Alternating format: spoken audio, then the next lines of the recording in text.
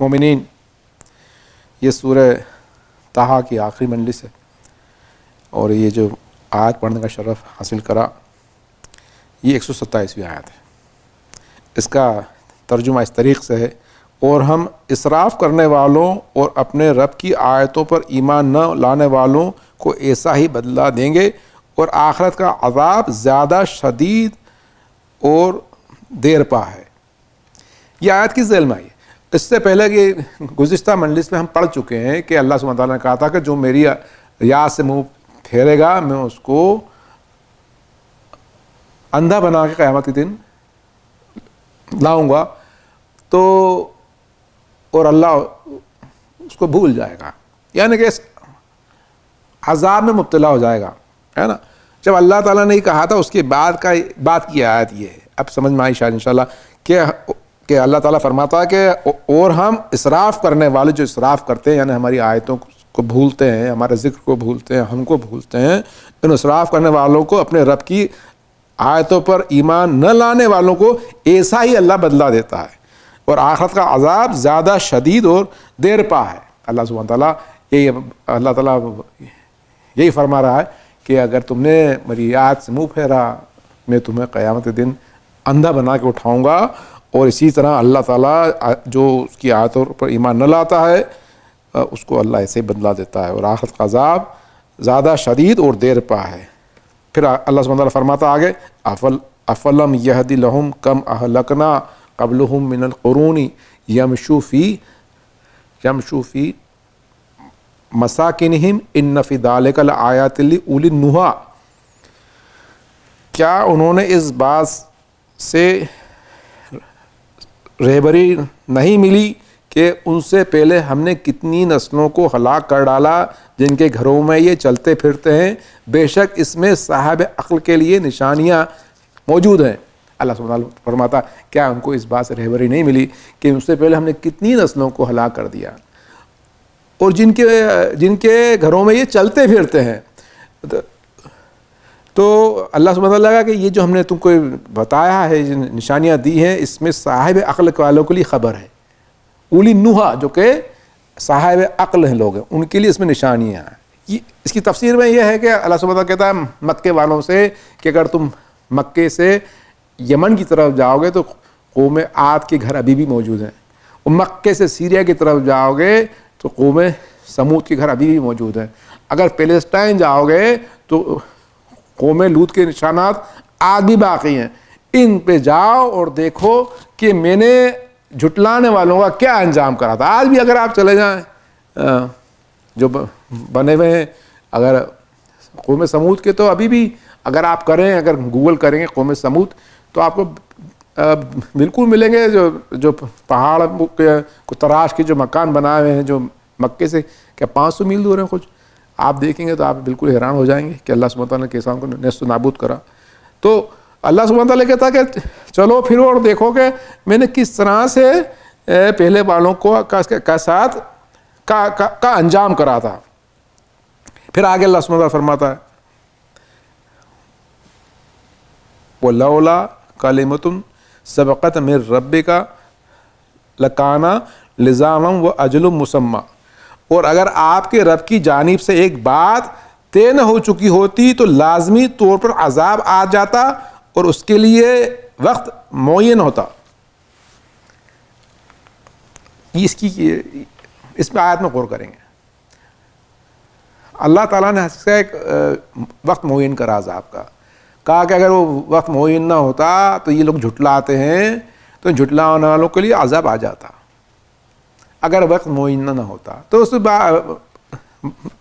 الگ الگ روایت دیں گے معین وقت کیا ہے۔ ایک روایت میں معین وقت یہ ہے کہ جب آئی قیامت تو اس وقت کا وقت ہے، اور اگر اللہ سبحانہ تعالیٰ کوئی رسول بھیج دے اور رسول کو جھٹلا دو تو پھر وقت معین ختم ہو جاتا ہے اور عذاب فوراً آ جاتا ہے۔ تو یہ بھی ہے، تو سوال یہ پیدا ہوتا ہے کہ اللہ سبحانہ تعالیٰ اتنا انتظار کیوں کراتا ہے؟ یہ اللہ کی رحمت ہے، اللہ کا فضل ہے کہ اللہ تعالیٰ کہتا ہے بندوں کو کہ دیکھو میں نے ابھی وقت فوراً میں عذاب نہیں دیتا، ورنہ یہاں پر زمین میں چلنے پھرنے والے لوگ نہیں بچتے۔ اگر ایسے عذاب اللہ بھیجتا رہتا تو زمین میں چلنے پھرنے والے لوگ نہیں بچتے۔ اللہ سبحانہ تعالیٰ اور نہ اس طرح سے اللہ عذاب بھیجتا کہ نہیں اگر تم نے نہیں کرا تو 2 دن بعد میں تم کو عذاب دے دوں گا، 2 دن بعد دے دوں گا. ایک مثال کے طور پہ اگر کہتا 2 دن بعد میں عذاب دے دوں گا تو سب کے سب خوف میں کر کے نیک بنتے، لیکن وہ زور زبردستی ہو جاتی. یہ جو ہے کہ لمبا وقت جو اللہ نے دیا، جو اللہ کو معلوم کب آئے گا، تو اللہ تعالیٰ ہم کو چاہتا ہے کہ خود اپنے آپ کو ہماری اصلاح کریں، جبری طور پہ نہیں، اصلاح کریں ہماری. اللہ کی رحمت ہے. اللہ نے کہا کہ میں نے تم پہ رحمت کری، ایک وقت ہے معین، جب یہ آئے گا عذاب تم جب تک اپنی اصلاح کر لو. آپ دیکھیں کتنے گناہ گار لوگ ہوتے ہیں. ہم مسجد میں دیکھتے ہیں کہ بہت سے لوگ 20 سال نماز پڑھنا نہیں آتے، معلوم پڑتا 20 سال بعد وہ بندہ روز آ رہا ہے. تو جو ایسا بندہ تھا وہ ایسا ہو گیا. بہت سی عورتیں بے حجاب رہتی ہیں، ایک 20 سال بعد دیکھتے ہیں وہی عورت با حجاب ہو جاتی ہے. تو اللہ سبحانہ تعالیٰ کی رحمت ہے، اللہ تعالیٰ نے موقع دیا. اور یہ جو گروتھ ہوتی ہے یہ دائمی گروتھ ہے کہ انسان خود کرتا ہے، خود اصلاح کرتا ہے، اپنی اللہ سے توبہ کرتا ہے اور بھیک مانگتا ہے اللہ سے، تو اللہ دیتا ہے. تو اللہ سبحانہ تعالیٰ نے اس لیے کہا کہ میں ایک وقت دیتا ہوں. وَاصْبِرْ عَلَىٰ مَا يَقُولُ وَسَبِّحْ بِحَمْدِ رَبِّكَ قَبْلَ طُلُوعِ الشَّمْسِ وَقَبْلَ غُرُوبِهَا وَمِنْ آنَاءِ اللَّيْلِ فَسَبِّحْ وَأَطْرَافِ النَّهَارِ لَعَلَّكَ تَرْضَىٰ.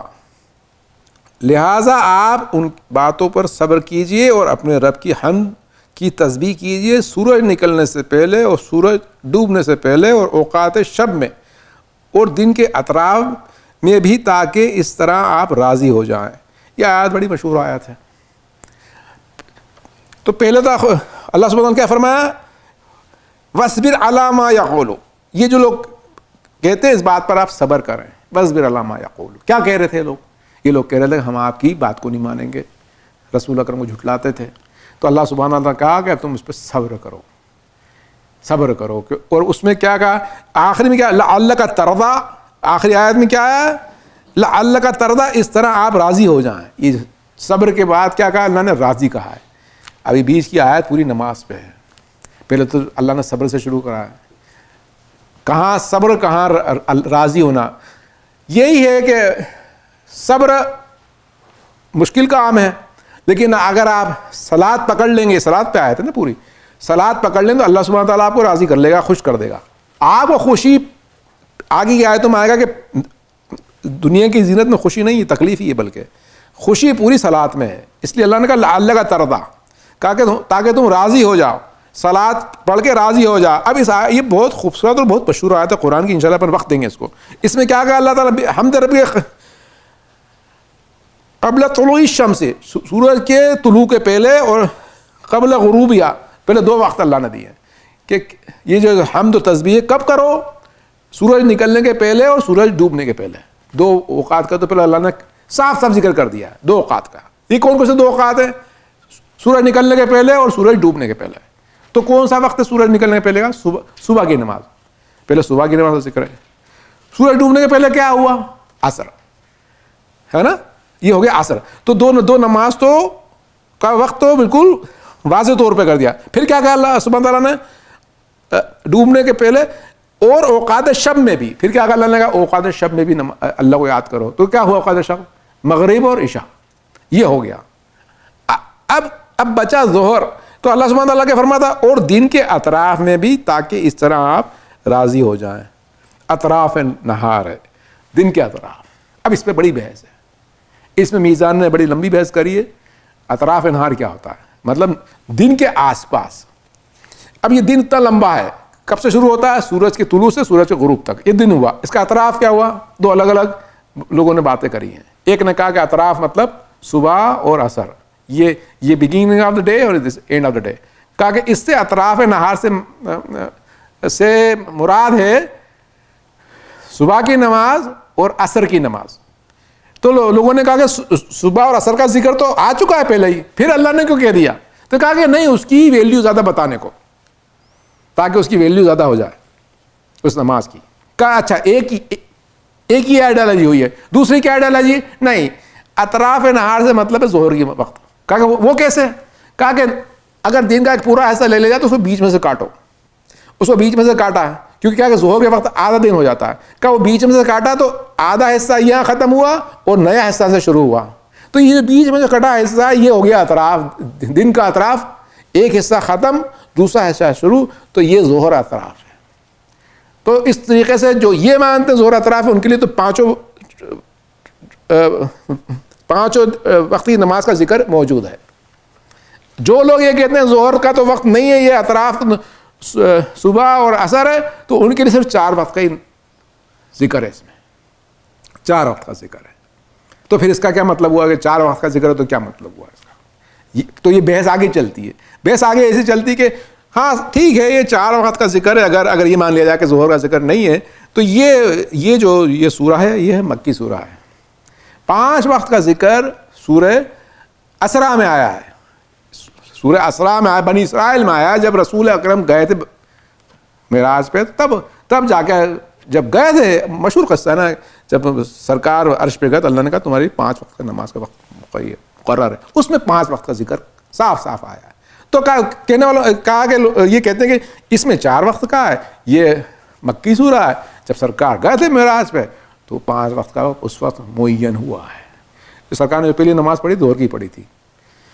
تو 5 امام محمد باقر علیہ السلام فرماتے ہیں کہ اس سے بھی یہ بھی مراد ہے, جب آیت میں آتا کہ اور اوقات شب میں اور دن کے اطراف میں بھی, تاکہ اس طرح آپ راضی ہو جائیں, اس سے یہ بھی مراد ہے کہ آپ خود اپنے صدق دل سے نیک عمل کریں, یہ بھی مراد ہے.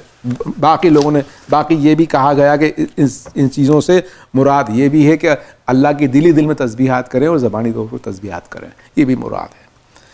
تو لیکن زیادہ تر لوگوں نے یہ کہا کہ اس سے مراد واجب نمازیں ہیں, اس سے مراد واجب نماز. اور اس میں جو سب سے بڑی بات ہے اللہ کا طرزہ کی آئیڈیالوجی جو فلسفی ہے بہت خوبصورت ہے. شروع آیت ہوئی تھی صبر سے کہ اللہ کا طرزہ مطلب آپ راضی ہو جائیں. کیا مطلب ہے؟ وہ بیچ میں حمد کی بات 2 بار اللہ نے کری ہے. مطلب یہ ہے کہ ہمارے جتنے غم ہیں ہم مصلی پہ جا کے بیٹھ جائیں, اور جب آپ تسبیحات کرتے ہیں سبحان اللہ الحمدللہ لا الہ الا اللہ ہو کر کھڑے ہو کے, اور پھر آپ بی بی فاطمہ کی تسبیحات کرتے ہیں, وہ ہوتی ہے حمد تسبیحات ہوتی ہیں. اس میں آپ کے درجات بڑھتے ہیں, اس میں آپ کا دل خوش ہوتا ہے اللہ تعالیٰ کا. صلات میں اور تسبیحات میں آپ کو اللہ خوش کر دیتا ہے, کہ کیا ہوتا ہے کہ آپ اللہ کی ذات سے آپ وابستگی کر لیتے ہیں, آپ کا قرب ہو جاتا ہے. تو اللہ کی ذات تو بے عیب ذات ہے, اور آپ دنیا کے عیب سے دور اللہ کی بے عیب ذات سے جب آپ اپنے آپ کو مست کرتے ہیں, منسلک کرتے ہیں, تب آپ کا دل خوش ہو جاتا ہے. اللہ تعالیٰ نے ساری خوشی مصلی پہ رکھی ہے, ساری خوشی مصلی پہ رکھی ہے. دنیا یہاں پر ڈھونڈتی خوشی, اللہ نے کہا تو کہاں ڈھونڈ رہا, طرزہ راضی ہونا تو میرے پاس آ جاتا طرزہ. پھر اس کے بعد اس کی بعد کی آیتیں بڑی خوبصورت آیتیں ان سے ملتی جلتی ہیں. کیا فرمایا اللہ سبحانہ نے, وَلَا تُمَدُّنَّ عَيْنَكَ إِلَىٰ مَا مَتَّعْنَا بِهِ أَزْوَاجًا مِّنْهُمْ زَهْرَةَ الْحَيَاةِ الدُّنْيَا لِنَفْتِنَهُمْ فِيهِ وَرِزْقُ رَبِّكَ خَيْرٌ وَأَبْقَىٰ. آپ اپنی نظریں دنیا کی زندگی اور اس کی شان و شوکت کی طرف نہ بڑھائیں جو ہم نے مختلف قسم کے لوگوں کو دے رکھی ہے, اس کے ذریعے ہم انہیں آزمانا چاہتے ہیں. آپ کے پروردگار کا دیا ہوا رزق بہترین اور باقی رہنے والا ہے. سبحان اللہ. اب سمجھ میں آ گئی آیت فلسفی کیا. اس کے بارے میں آیت کا نزول کیسے ہوا تھا. سرکار کے پاس ایک مہمان آئے, سرکار کے پاس کچھ بھی نہیں تھا, سرکار سب دے دیتے تھے, زیادہ تر دے دیتے تھے, سب تو خیر نہیں دیتے تھے, زیادہ دے دیتے تھے. سرکار نے کہا کہ ابھی ایک صحابی کو کہا کہ یہ جو یہود ہے اس سے کچھ لے کے آ جاؤ تاکہ میں اس کی خدمت میں پیش کروں. تو سرکار کے پاس نہیں تھا, تو یہودی بھی کمبخت تھا, کہا کہ جب تک کچھ چیز رہن نہیں دو گے میں کچھ نہیں دینے والا. تو کہا کہ سرکار نے کہا کہ میری جو زرا وہ دے دو اس کو رہن میں. تو اس وقت آیا تھا, کیونکہ سرکار پریشان تھے نا. اللہ سبحانہ نے کیا کہا, اللہ کریم اللہ تعالیٰ فوراً آیا بھیجتا تھا اپنے محبوب پہ, کہا کہ تم اپنی نظریں دنیا کی زندگی اس کی شان شوکت کی طرف نہ بڑھا جانا حبیب, جو ہم نے مختلف لوگوں کو دیا ہے اس کے ذریعے ہم انہیں آزمانا چاہتے ہیں, اور آپ کے پروردگار دیا ہوا رزق بہترین اور باقی رہنے والا ہے. کیا کہیں اس میں الگ الگ کیٹیگری. اللہ کیا کہا اللہ نے کہ جو زینتیں دی ہیں تم اپنی آنکھ ان کی طرف لے کے مت جا. یہ ہم چاہتے ہیں مختلف لوگوں جو ہم نے دیے ان کے لیے آزمائش ہے, یہ آزمائش ہے ان کے لیے. اور تمہارا پروردگار کا جو پاس ہے وہ بہترین اور باقی رہنے والا ہے. یہ جو مال اور اولاد ہے اللہ نے یا تو کبھی اس کو فتنہ کہا ہے, جس میں بھی فتنہ کہا ہے, یہ فتنہ ہوتا ہے, فتنہ ہے نا, آزمائش ہے. اور سورہ توبہ میں مال اور اولاد کو اللہ نے عذاب بتایا 2 بار. آپ غور کریں میں آپ سے کیا عرض کر رہا ہوں, فتنہ بھی ہوتا ہے مال و اولاد اور عذاب بھی ہوتی ہے. دنیا اگر اللہ نے مال و اولاد دی وہ ایک تو آزمائش ہوتی ہے, اس آزمائش میں آپ زیادہ پھنس گئے تو منافقوں کے لیے وہ عذاب ہو جاتا ہے. 24 گھنٹے پریشان مال کے لیے, 24 گھنٹے پریشان بزنس کا کیا ہو رہا ہے, پریشان بلڈ پریشر بڑھ گیا, شکر بڑھ گئی, کیا پریشان بیٹھے ہیں. یہ عذاب نہیں تو کیا ہے, یہ عذاب نہیں تو کیا ہے. بہت سے لوگ ملینر ہوتے ہیں, اسٹاک مارکیٹ کریش ہوا سوسائڈ کر لیتے ہیں, یہ عذاب نہیں تو کیا ہے. بہت سے لوگ رات بھر نہیں سو پاتے ہیں, کیا ہے کہ بھائی ملینر ہے سو نہیں پا رہے ہیں, کہ کیا کر, یہ اللہ کا عذاب ہے. کیا کرا اس نے, شخص نے اپنا پورا دل مال و اولاد میں لگا دیا, اور مال و اولاد میں جب دل لگا لو گے تو دونوں چیزیں تکلیف کی اور دھوکہ دینے والی ہیں, تکلیف اور دھوکہ دینے والی ہے. اور جو اللہ کا ذکر ہے, اللہ کا ترضا جو آیا تھا کہ جب تم میرا مصلی پہ آؤ گے تو تم راضی ہو جاؤ گے, وہ اللہ کی رحمت ہے, یہ اللہ کی رحمت ہے. اچھا اللہ کی رحمت وہ کہ اس میں کیوں راضی ہوتا ہے انسان؟ کبھی آپ نے سوچا آپ جب مصلی پہ آتے ہیں تو آپ راضی کیوں ہوتے ہیں؟ کبھی سوچا آپ نے؟ کیونکہ آپ کی روح خوش ہو جاتی ہے. کیوں خوش ہوتی ہے روح؟ کیا بیوقوف ہے روح؟ روح کو معلوم ہے, بہت ہوشیار ہوتی ہے روح کہ میں اپنے پروردگار پاس جاؤں گی تو 2 چیزیں ہوں گی میرے ساتھ, ایک تو میں ہمیشہ جیوں گی اور جو چاہوں گی ملے گا, اس لیے راضی ہو جاتی ہے. روح بیوقوف نہیں ہوتی, جو چاہیں گے ملے گا مجھے. بعد میں جب روح کو زیادہ عقل آتی ہے تو کہتی ہے مجھے کچھ بھی نہیں چاہیے, مجھے تو ہی چاہیے. اتنی عقل بہت دیر میں آتی ہے اور کسی کو کبھی بھی نہیں آتی ہے, لیکن جو پوچھے وہ ہوتے ہیں ان کو وہ بھی عقل آ جاتی ہے, تو خوب خوش راضی ہو جاتی ہے.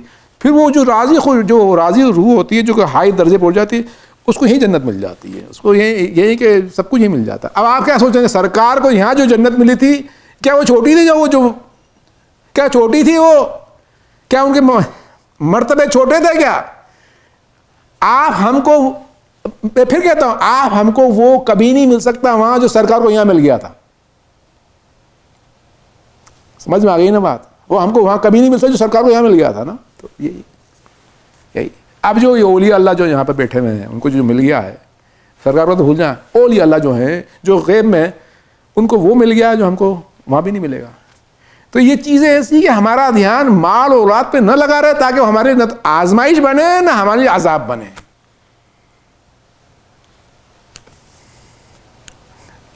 وَأْمُرْ أَهْلَكَ بِالصَّلَاةِ وَاسْتَبِرْ عَلَيْهَا لَا نَسْأَلُكَ رِزْقًا نَحْنُ نَرْزُقُكَ وَالْعَاقِبَةُ لِلتَّقْوَىٰ. وَأْمُرْ أَهْلَكَ بِالصَّلَاةِ وَاسْتَبِرْ عَلَيْهَا لَا نَسْأَلُكَ رِزْقًا نَحْنُ نَرْزُقُكَ وَالْعَاقِبَةُ لِلتَّقْوَىٰ. آپ اپنے گھر والوں کو نماز کا حکم دیں اور خود بھی اس پر کاربند رہیں. ہم آپ سے رزق کے طلبگار نہیں ہیں, ہم تو خود ہی رزق دیتے ہیں اور انجام کی بہتری تقویٰ سے وابستہ ہے. کیا ہے؟ بہت زبردست آیت, بہت مشہور آیت, بہت زبردست آیت ہے. ابھی آپ سیکوینس دیکھیں نا اپنے آیتوں کے, پہلے تو آیا تھا نماز کی فل آیت, پھر اس کے بعد آئی تھی دنیا سے منہ پھیر لو, اب یہ آیا ہے وَأْمُرْ أَهْلَكَ کہ آپ اپنے گھر والوں کو نماز کا حکم دیں اور خود بھی اس پر کاربند رہیں. رسول حبیب اپنے گھر, کسی کو نہیں, صرف گھر والوں کا, یہ نہیں کہا کہ جا کے کہہ دو امت کو, نہیں, گھر والوں کو کہیں, اور پھر کیا خود بھی اس پہ کاربند. کیا کہا پھر اس کے بعد؟ کیا اللہ نے آپ سے رزق کے ہم طلبگار نہیں ہیں, ہم تو خود ہی رزق دیتے ہیں اور انجام کی بہتری تقویٰ سے وابستہ ہے. تو اس کے بارے میں یہ ہے کہ جب یہ آیت نازل ہوئی تھی تو اس میں بحث آیت نازل کب ہوئی, تو یہ آیت, یہ سورہ مکی ہے. جب یہ آیت نازل ہوئی تھی تو گھر میں ان کے 2 ہی لوگ تھے, بی بی خدیجہ اور مولا متقیان. مولا متقیان کے پاس آ گئے تھے گھر میں رہنے, تو دونوں کے لیے آیت آئی کہ ان کو کہیں کہ نماز پڑھیں. کیا کہنے, کیوں؟ تاکہ وہ راضی ہو جائیں. سبحان اللہ, تاکہ وہ خوش ہو جائیں اور تم بھی کاربند ہو رسول. تو کیا ہوا کہ یہ آیت آئی تو جب تھی, لیکن جب سرکار چلے گئے مدینے میں اور جب بی بی کی شادی ہو گئی اور جب اپنے گھر چلے گئیں تو سرکار کئی مہینے گئے, وہ کھٹکھٹا کے نماز پڑھو, پہلے کہتے تھے نماز پڑھو, پھر آیت تطہیر پڑھتے تھے کہ تم آیت تطہیر سے ان کی شان بھی بیان کرتے تاکہ قوم کو معلوم پڑ جائے آیت تطہیر ان کے لیے آئی ہے. لیکن پہلے ہی کہتے تھے نور والا نور, نور والا نور. اب وہ سب بیٹھے ہوئے سنتے تھے, امام حسن بھی سنتے تھے, امام حسین بھی سنتے تھے, بولا نماز پڑھو. تم کو کیا ضرورت ہے نماز پڑھنے کی, سننے کی کیا ضرورت تھی کیا ان کو؟ نور والا نور, نور پہ نور. اب اللہ نے سرکار کو اگر تم بھی کار بن رہو تو کیا سرکار کو ضرورت تھی کیا کہ اللہ سرکار سے کہتا ہے کہ تم نماز پڑھو؟ نور والا نور, یہ نور پہ نور, نور پہ نور. یہ ایسا ہے کہ اسپرچولیٹی میں لمٹ ہی نہیں ہے, روحانیت میں کوئی لمٹ نہیں ہے, روحانیت میں کوئی لمٹ نہیں ہوتی ہے. نور والا نور. وَقَالُوا لَوْلَا يَأْتِينَا بِآيَاتٍ مِّن رَّبِّهِ أَوَلَمْ تَأْتِهِمْ بَيِّنَاتُ مَا فِي الصُّحُفِ الْأُولَىٰ. اور کہتے ہیں کہ وہ اپنے خدا کی طرف سے کوئی نشانی کیوں نہیں لاتے, کیا ان کے پاس اگلے صحیفوں کی واضح بیانات نہیں آئے؟ یہ لوگ کیا کہتے تھے جب آیا قرآن, جب قرآن آیا سرکار لے کے آیا تو کہا کہ یہ کہتے ہیں کہ کوئی اپنی طرف سے کوئی نشانی کیوں نہیں لے کے آتے, مطلب قرآن کو نہیں مانتے تھے, نشانی قرآن کو نشانی نہیں مانتے تھے, کمبخت تھے نا. تو اللہ سبحانہ وتعالیٰ نے فرمایا کیا ان کے پاس اگلے صحیفوں کی واضح باتیں نہیں آئی؟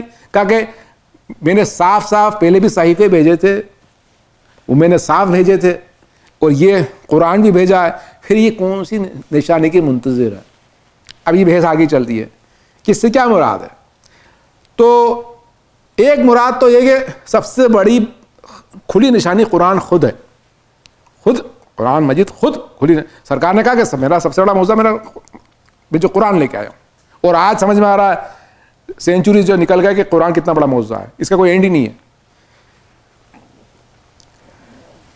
پھر دوسرا یہ کہ اللہ تعالیٰ کہلا کہ میں نے پہلے صحیفے جو بھیجے تھے اس میں بھی نشانیاں تھیں, اور خصوصاً میں نے اس صحیفوں کے اندر پچھلے قوموں کے ساتھ میں نے کیا برتاؤ کرا تھا, جنہوں نے کہ مجھے جھٹلایا تھا, کس طرح سے میں نے ان کو سزائیں دی تھی, یہ کھلی نشانیاں تھیں. پھر یہ اس کو کیوں نہیں دیکھتے؟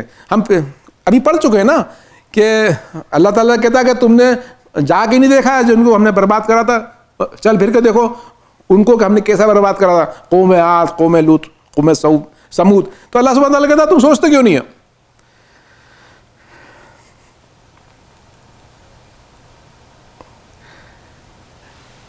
تو آگے اللہ فرماتا ہے وَلَوْ أَنَّا أَهْلَكْنَاهُمْ بِعَذَابٍ مِّن قَبْلِ لَقَالُوا رَبَّنَا لَوْلَا أَرْسَلْتَ إِلَيْنَا رَسُولًا فَنَتَّبِعْ آيَاتِكَ مِن قَبْلِ أَن نَّذِلَّ وَنَخْزَىٰ.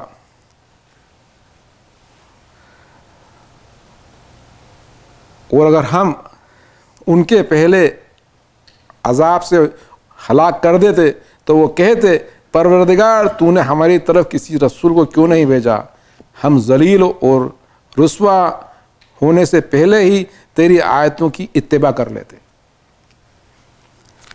تو اس میں اللہ سبحانہ فرماتا ہے کہ اگر ہم رسول کے بھیجنے کے پہلے اگر ہم ان کو عذاب دے دیتے تو یہ کہتے کہ تو نے رسول کیوں نہیں بھیجا تھا تاکہ ہم تیری آیتوں کی اتباع کر لیتے اور اس طریقے سے ہم ذلیل و رسوا نہ ہوتے. تو اب اللہ سبحانہ تعالیٰ فرما رہا کہ اب کیا رہ گیا ہے, میرا رسول بھی آ گیا ہے, میری کتاب بھی آ گئی ہے, اب تمہارے پاس کیا بچا ہے کہ تم انکار کرو؟ اب کیا بچا ہے کہ انتظار کرو؟ تو اللہ تعالیٰ آخری میں کہتا ہے, اس سورہ کی آخری آیت ہے قل کل